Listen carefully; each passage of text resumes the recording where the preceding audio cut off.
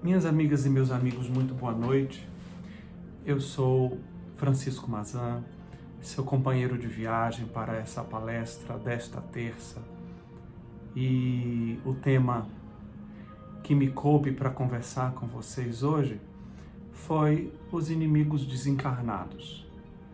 Naturalmente aqui a gente vai buscar fazer uma vibração, inicialmente trazendo nossos corações e elevando nossa intenção ao Pai Celeste, ao Mestre, à Mãe Santíssima, à Irmã Sheila e a todos os seres de muito amor e de muita luz que vibram em favor da humanidade e que trazem a sua dedicação e energia não somente para atuar no socorro e no consolo de todos nós, encarnados e desencarnados, mas também no despertamento, na possibilidade de tocar nossos corações para um entendimento mais aprofundado da vida do Espírito e, ao mesmo tempo, tudo aquilo que é trazido nessa esfera de intercâmbio para que nós possamos nos lembrar e relembrar continuamente, não somente que não estamos sozinhos, de que estamos sempre muito supervisionados e amparados pela lei de amor, de justiça e de caridade, mas também de que é esperado de nós que nós possamos, na medida em que vamos assimilando cada conhecimento, cada entendimento dessa vida espiritual que tanto buscamos e dessa compreensão da existência de múltiplos planos vibracionais, de que nós possamos fazer escolhas aqui e agora de sintonizar com aqueles que sejam capazes de sustentar e nos inspirar as melhores ideias, os melhores sentimentos e as melhores possibilidades de trazermos para fora aquelas partes de nós que estão em desenvolvimento, estão em aprimoramento e que, portanto, merecem esse cultivo diário, persistente e perseverante, para que elas possam se solidificar, se robustecer e realmente se converterem em qualidades perenes do nosso espírito. O tema Inimigos Desencarnados, que é do capítulo 12 do Evangelho segundo o Espiritismo, carrega inúmeras ponderações para todos nós. E eu fico imaginando como nós, encarnados, muitas vezes, espíritas, que nos colocamos num lugar de esclarecimento, de muita leitura, de uma ideia de caridade, de amor, de auxílio, como nós muitas vezes nos sentimos assustados quando nós imaginamos que existe um irmão desencarnado que nos toma por adversário ou que se sente como sendo o nosso inimigo ou um tomador de justiça por algo que porventura nós lhe tenhamos feito num passado que na grande e imensa maioria das vezes nós não lembramos. E assim, os processos obsessivos, eles estão calcados nessa relação entre o encarnado e o desencarnado, e muitas vezes naquilo que foi esse histórico, naquilo que foi a forma como nós nos afetamos mutuamente em algum tempo, muito embora a maioria de nós não tenha nenhuma lembrança desse tipo de coisa, e muitas vezes a gente também aí chega a um ponto de poder ter contato e poder trabalhar essa aproximação.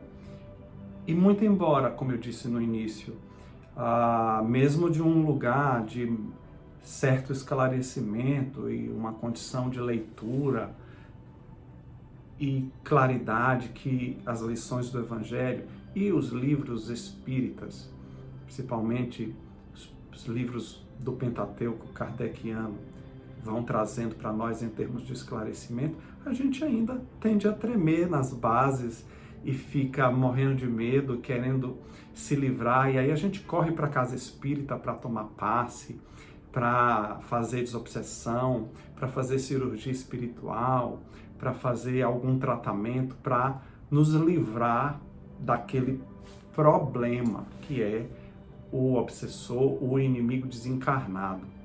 A gente não entende que se tem algo que liga ele a nós, por alguma razão que é energética, né, que é representativa a partir de uma memória ou de sentimentos, de emoções e de eventos, tem algo em nós que permite que ele também se aproxime de nós, ou seja, a possibilidade das atrações e das aproximações, ela não é unilateral e pertinente exclusivamente a esse que de repente descobre que eu estou encarnado e vem perseguir minha vida, atrapalhar minha vida, fazer coisas com a minha família, colocar pedras no meu caminho.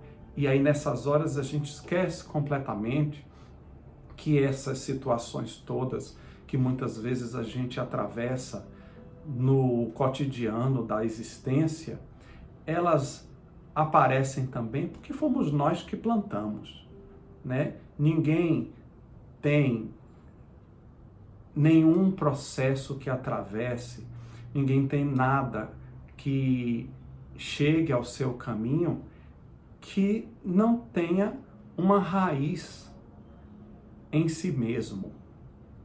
Então, nós somos os grandes e únicos semeadores da nossa vida. Semeamos no passado, continuamos a semear no presente e continuaremos a semear no futuro. A diferença é que tipo de semente a gente vai escolhendo distribuir na terra na medida em que a gente vai ganhando uma condição de ter mais esclarecimento, mais amorosidade, mais compassividade, mais senso de fraternidade, de coletividade, de cidadania. E quando você começa a olhar por esse viés, o suposto inimigo desencarnado, aquele que pensa diferente da gente, aquele que acha que pode cobrar alguma coisa da gente, aquele que acha que quando passou por alguma situação, ele também era completamente ileso e inocente e ele passou de graça, ele não fez nada nunca a ninguém, então ele não tem esclarecimento, muitas vezes igual a gente, e, né, porque a gente também pergunta por que eu?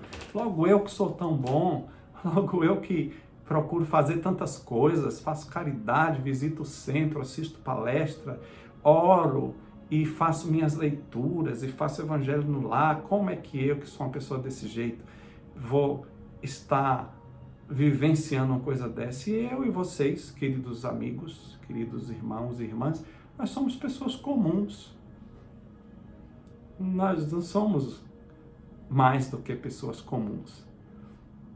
Pessoas ordinárias, mesmo, né? Nesse sentido de pessoas bem medianas daqui da humanidade, atravessando uma tarefa mediana ainda, porque nós não temos grandes condições de tarefas que exijam cotas maiores de sacrifício. E aí, nesse sentido, muitas vezes nós somos muito semelhantes a esses amigos, né? A esses seres que chegam, porque nós também vivemos os aborrecimentos, as raivas, as tristezas, as vontades de desforra, de dar troco. E é preciso que a gente lembre disso, porque esse é um dos elementos que nos imanta e que abre as portas para que a gente receba a possibilidade do tipo de interferência que o inimigo desencarnado é capaz de fazer em nossa vida. Uma das coisas que é dito no Evangelho, segundo o Espiritismo, é que Deus não permite que você seja perseguido quando você perdoa. E às vezes essa frase ela pode ser muito mal interpretada, porque você pode ter facilidade de perdoar algumas pessoas e outras não. Você pode ter facilidade de perdoar algumas coisas e outras não. E normalmente a gente vai perceber que quanto mais uma coisa é significativa para nós, quanto mais uma coisa é capaz de tocar uma questão nossa, um problema nosso mais delicado, uma zona nossa mais nevrálgica, mais dificuldade a gente vai ter, porque a gente vai sentir mais lesão no ego. Então, essa ideia de que quando você perdoa, você não vai ser afetado, não é que ela seja falsa. Ela não é falsa, não.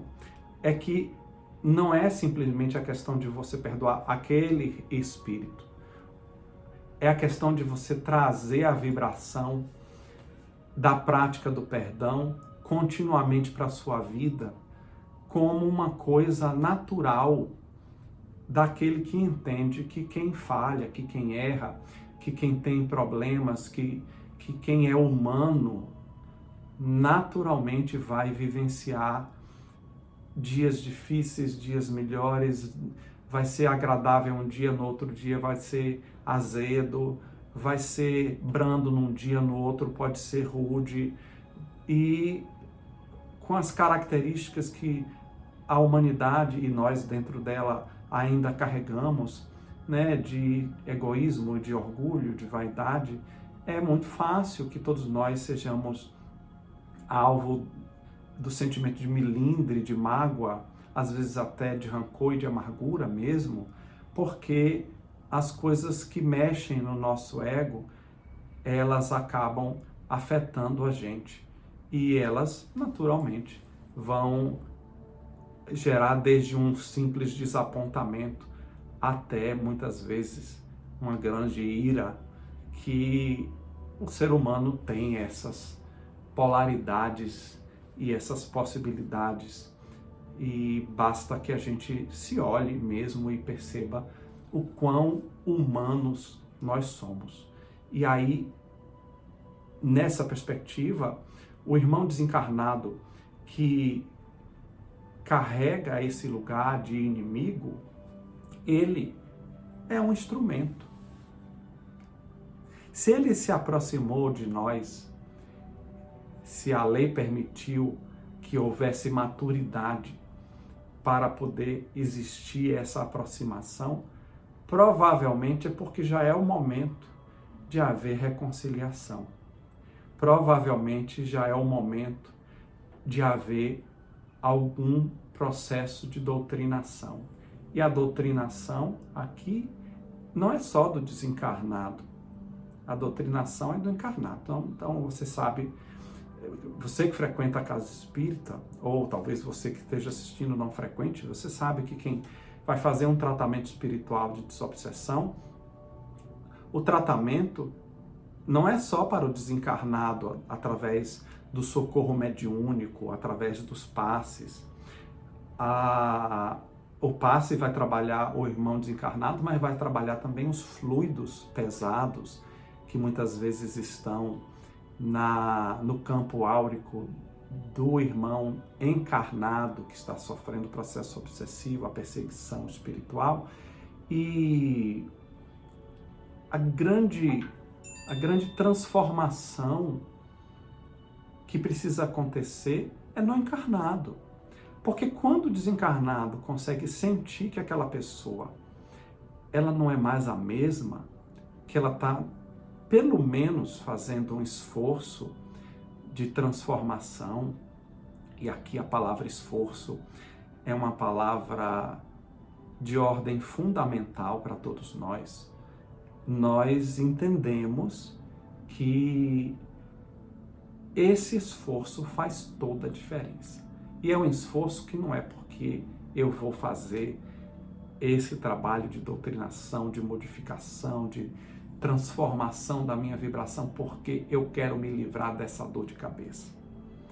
é um trabalho de esforço, porque eu compreendi que a minha alma precisa de reforma interior, que a minha alma precisa trazer essa reforma interior, não só nas palavras bonitas, nos conselhos, nos discursos polidos, em que eu vou parecer que sou alguém evangelizado, espiritualizado. Parecer que, caro irmão, não é nada.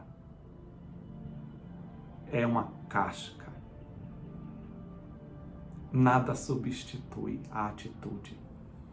Nada substitui a coerência entre aquilo que nós fazemos e aquilo que nós dizemos e pensamos. Eu friso dizemos e pensamos porque às vezes você pensa uma coisa e pode dizer outra. Então é preciso que exista coerência entre o que nós pensamos, entre o que nós sentimos, entre o que nós dizemos e entre o que nós fazemos.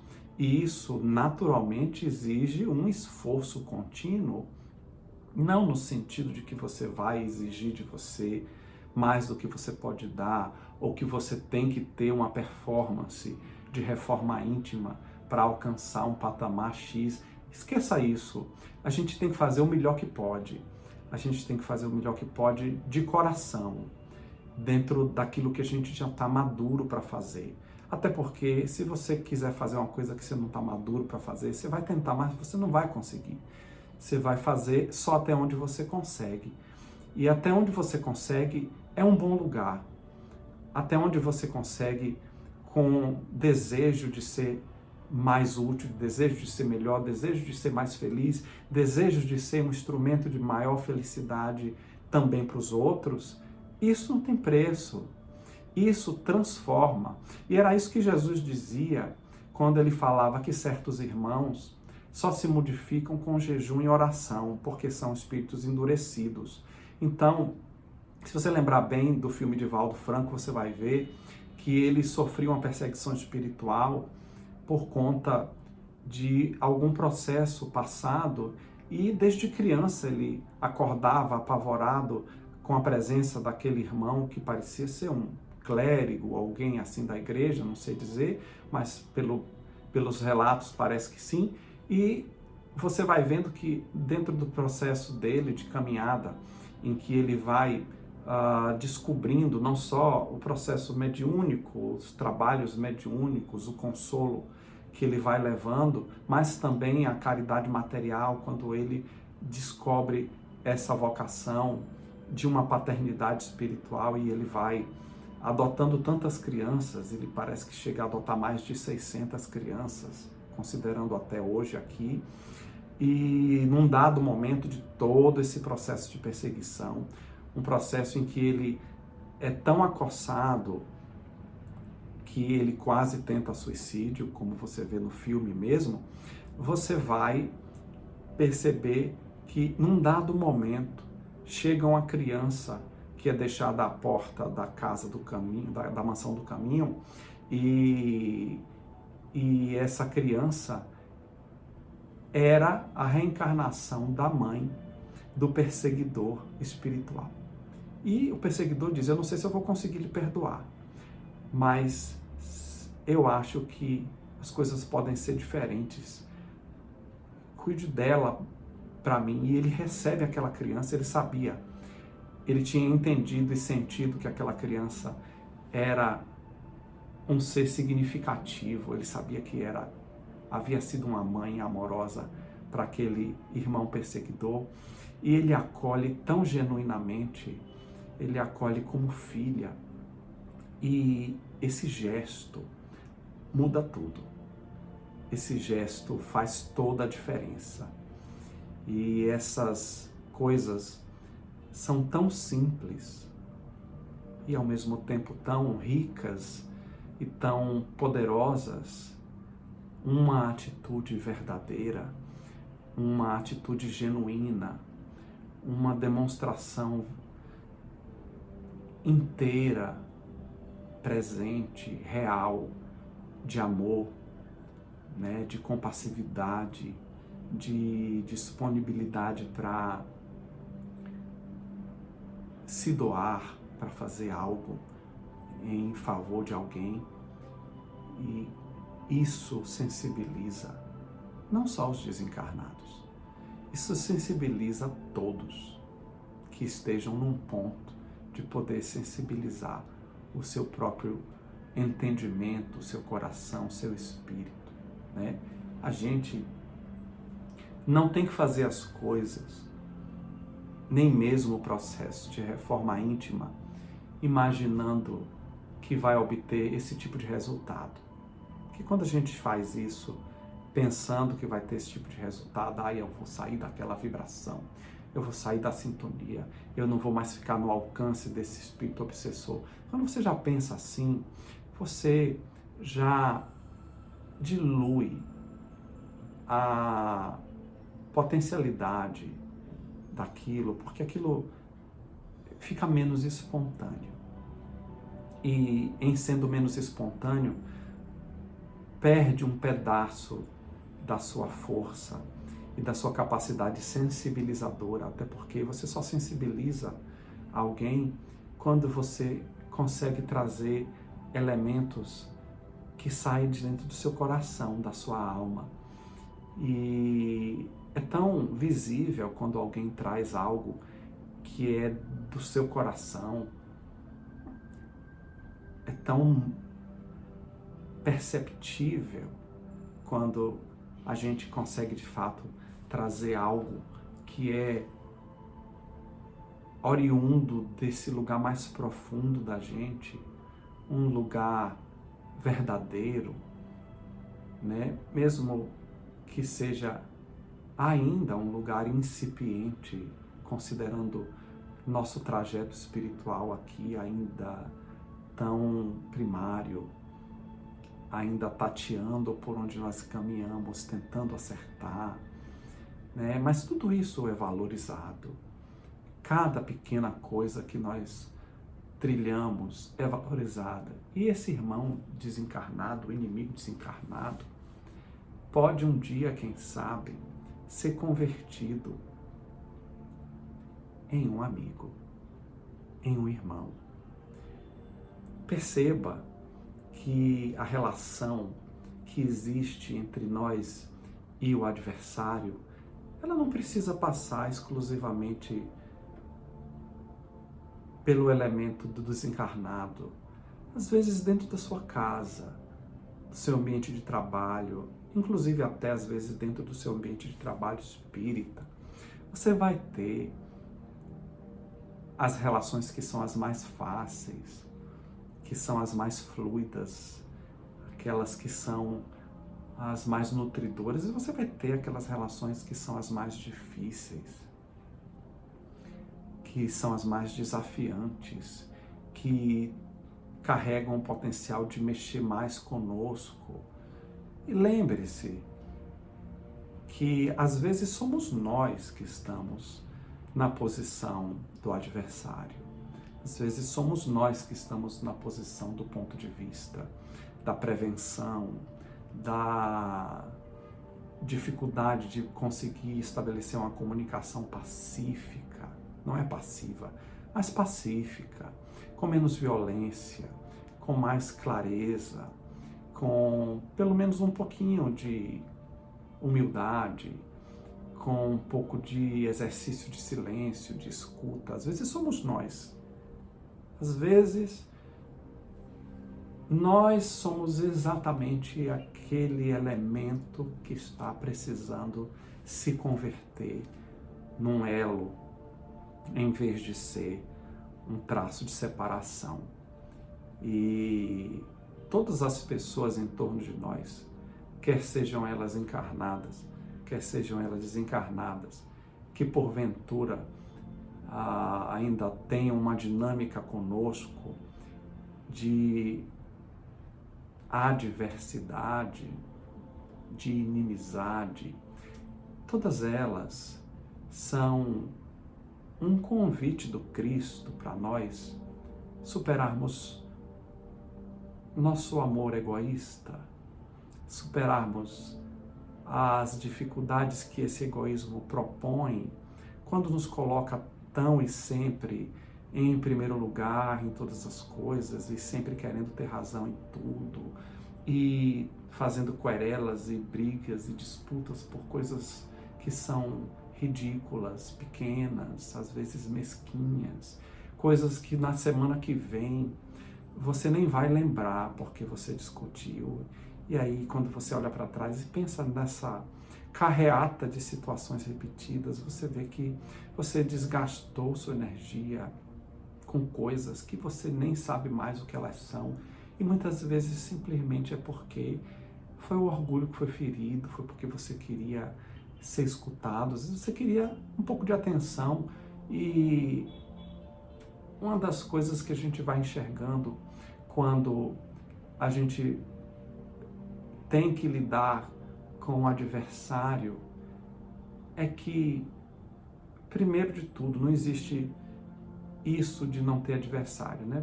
Existem as polaridades, existem as divergências. Nem o mestre passou pela vida sem adversários.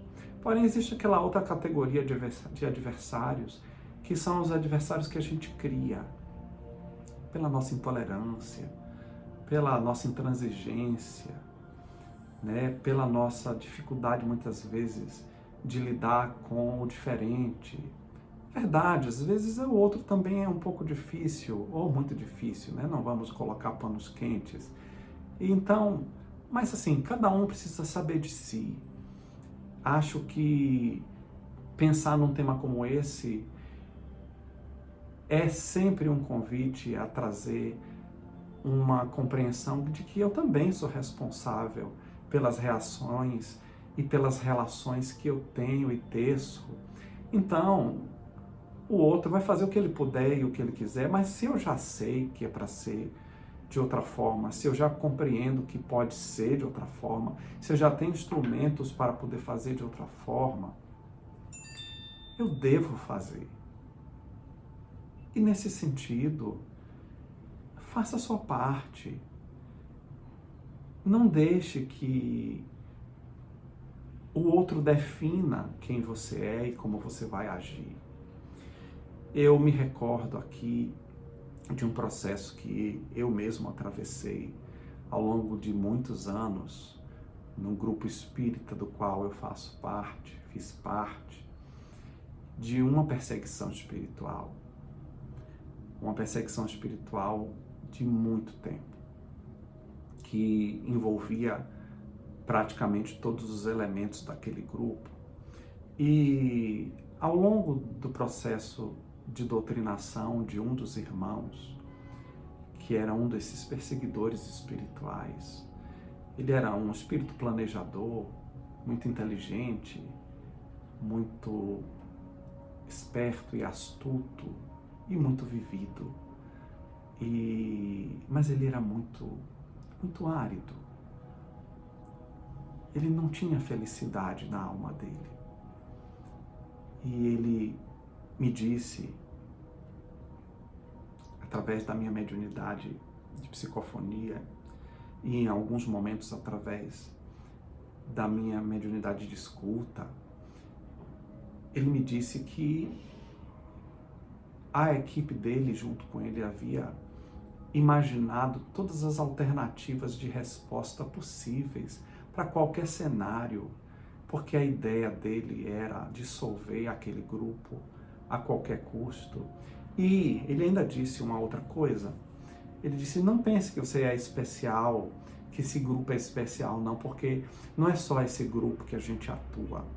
A gente trabalha em diversos núcleos para poder gerar desconfianças, discórdias, pontos de vista, mágoas, afastamentos, vaidades feridas, e nós sabemos cada ponto fraco de vocês, cada coisa que vocês carregam aí dentro de seu espírito. Pois bem, o tempo foi passando e durante muito mais de 1 ano, 2 anos, esse espírito aparecia muitas vezes na percepção da visão espiritual, mas aí não se mostrava, e depois de um certo tempo ele começou a vir trazer mensagens ameaçadoras e difíceis, e enfim, trazendo aquela imagem, né, da ideia de que ele estava ali olhando para a gente, que as coisas iriam acontecer do jeito que ele tinha previsto, tudo mais. E ele foi doutrinado por muitas semanas. E o interessante é que esse espírito, ele foi doutrinado e auxiliado, ele foi visto em outros centros por pessoas que não sabiam de nada e que descreviam a mesma entidade, né? Só para mostrar como o processo de espiritualidade, ele não se circunscreve a um lugar só. A espiritualidade é uma só e ela atua num todo, né? Então, como ele dizia que atuava em muitos núcleos de trabalho espiritual, então naturalmente esses núcleos onde ele apareceu eram os núcleos onde ele atuava também com a equipe dele. E eu sei que ao longo do tempo, na medida em que ele foi sendo doutrinado, e foram doutrinas assim bastante desafiantes, porque aparentemente não tinha nenhuma resposta de sensibilização para aquele coração ainda tão endurecido, como se ele tivesse esquecido o que era o amor. E houve um dia muito especial que, por alguma razão que eu não vou saber dizer, ele foi tocado. E ele entrou em choro convulsivo, um choro muito sentido. E ele dizia também que ele não tinha nem coragem de pedir perdão, porque ele sabia a extensão do que ele havia feito. E ele não tinha como desfazer aquilo. E o tempo foi passando, a gente acolheu, a equipe espiritual acolheu, ele foi encaminhado para um núcleo de socorro espiritual que era compatível com o processo dele.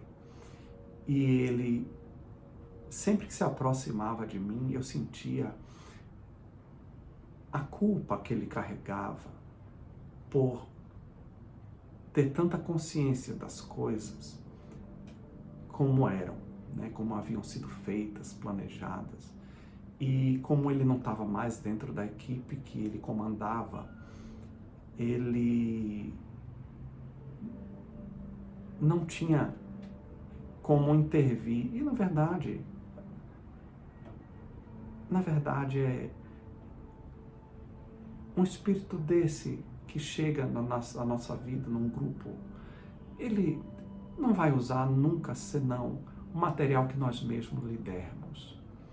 E isso era uma grande lição para todos nós. Repensarmos nossas posturas, sabe? Eu estou partilhando isso aqui para vocês saberem como isso é comum. Como às vezes você tem perseguições que têm uma gravidade milenar, como essa era, por exemplo. E na última vez que ele apareceu para mim, a última vez mais significativa que ele apareceu para mim, e as coisas ainda estavam acontecendo com bastante dificuldade naquele processo de grupo, ele virou para mim e disse, falando da equipe dele, da ex-equipe dele, que ainda atuava, né, no local de trabalho onde nós estávamos, ele disse, a única coisa que eles não esperam de vocês é o amor. Se vocês agirem com amor, se colocarem com amor, vocês vão ter um outro resultado, porque isso não é esperado. Então, eu digo a vocês, e relembro a mim mesmo, como é importante o exercício contínuo do amor, dessa virtude que nos convida continuamente a sairmos do nosso próprio umbigo, a pensarmos no bem maior, a pensarmos no alívio do nosso irmão, a pensarmos em coisas maiores do que nosso mesquinho orgulho e vaidades, a pensarmos e agirmos de uma forma a considerar que existem outras dores além das nossas, que existem dificuldades diferentes além das nossas, que se nós temos dificuldades e que se nós temos sensibilidades, todos os outros também têm. E o quanto isso nos aproxima do nosso irmão. O quanto isso nos aproxima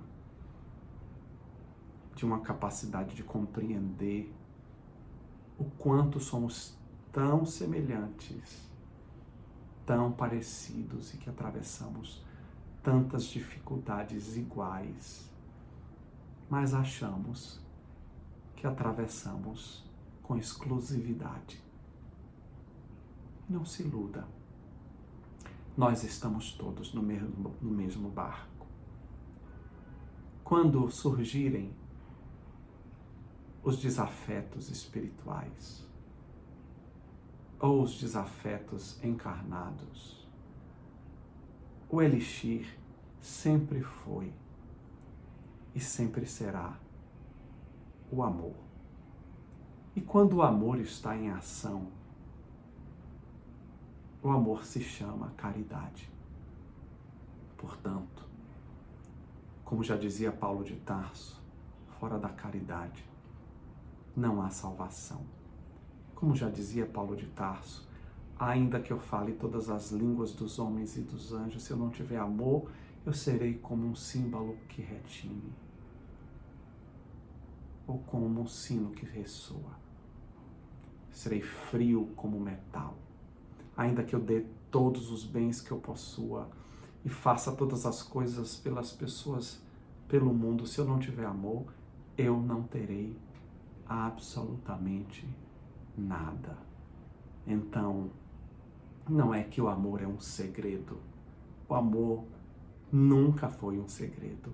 O amor sempre foi a viga mestra da orientação crística, da ética crística, da lei que rege a vida, a existência e a evolução. Então o amor não é um segredo. O amor é a chave. É ele que converte obstáculos em pontes. É ele que dissolve mágoas. É ele que derrete corações endurecidos. É ele que cura as feridas. É ele que nos salva de nós mesmos. Porque no fim das contas, meus amigos, nosso maior inimigo está dentro de nós. E é esse inimigo interior, a ignorância, o apego e o egoísmo. São esses que devem ser tratados, acolhidos com amor, tratados com amor e cuidados com a perseverança daquele enfermeiro que só sai do pé da sua cama quando você se restabelece. Se essa é a sua meta, alcançar esse amor e essa transformação íntima, não deixe para amanhã, é agora. Esse amor é a chama que se acende na nossa alma e que faz com que qualquer coisa que se aproxime de nós se contagie com ele e se converta. Se não for possível que ele se contagie, é repelido. Então, é a chave para nós. Amemos, façamos o melhor que possamos, aproveitemos cada oportunidade de fazer o bem, de pensar no bem e de falar no bem, mas também de impedir o mal, de impedir o erro, de impedir humildemente e despretensiosamente todas essas coisas que nos desviam da estrada crística que temos dito querer seguir. A todos vocês, suas famílias, seus lares, suas vidas, imensa paz e felicidade imorredora. Até a próxima.